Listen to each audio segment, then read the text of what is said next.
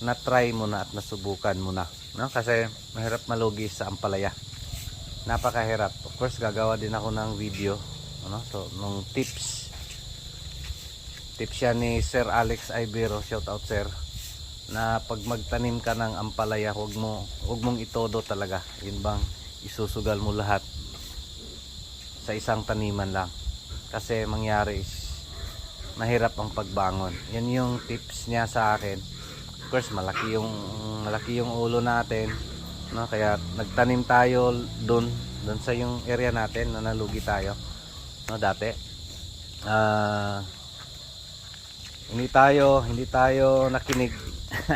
Kasi naging kampante ako doon kasi first time virgin area, no, tapos isolated, walang ibang tanim talaga. Again, hindi yun